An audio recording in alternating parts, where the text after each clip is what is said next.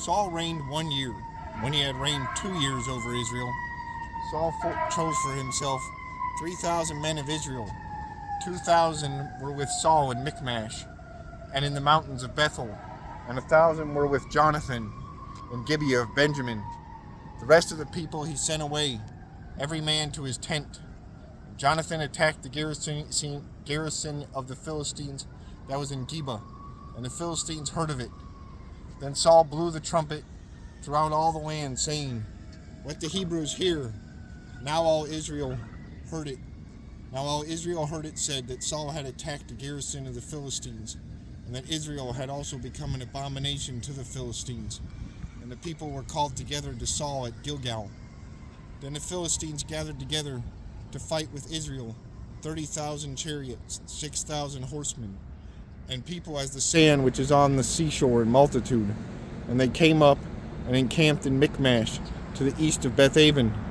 When the men of Israel saw that they were in danger, for the people were distressed, then the people hid in caves, in thickets, in rocks, in holes, and in pits.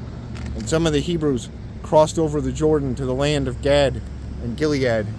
As for Saul, he was still in Gilgal, and all the people followed him trembling.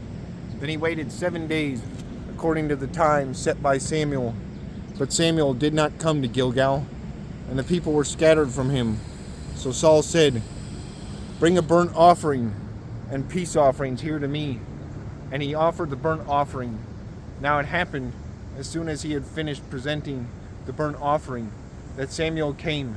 Saul went out to meet him, that he might greet him. And Samuel said, "What have you done?" Saul said, "When I saw that the people were scattered from me, and that you did not come within the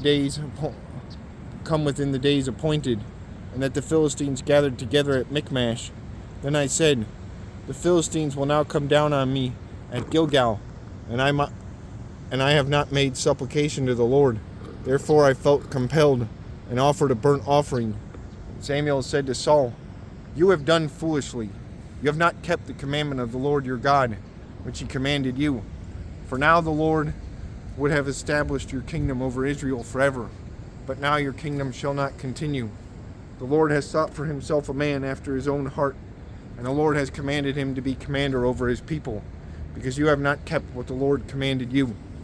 Then Samuel arose and went up from Gilgal to Gibeah of Benjamin, and Saul numbered the people present with him, about 600 men. Saul, Jonathan his son, and the people present with them remained in Gibeah of Benjamin, but the Philistines encamped in Michmash. Then raiders came out of the camp of the Philistines in 3 companies. One company turned onto the road to Ophrah, to the land of Shul. Another company turned to the road to Beth Horon, and another company turned to the road to the border that overlooks the valley of Zeboim toward the wilderness. Now there was no blacksmith to be found throughout all the land of Israel, for the Philistines said, "Lest the Hebrews make swords or spears," but all the Israelites would go down to the Philistines to sharpen each man's plowshare, his mattock, his axe, and his sickle. And the charge for a sharpening was a pim for the plowshares, the mattocks, the forks, and the axes, and to set the points of the goads. So it came about on the day of battle that there was neither sword nor spear found in the hand of any of the people who were with Saul and Jonathan, but they were found with Saul and Jonathan his son. And the garrison of the Philistines went out to the pass of Michmash.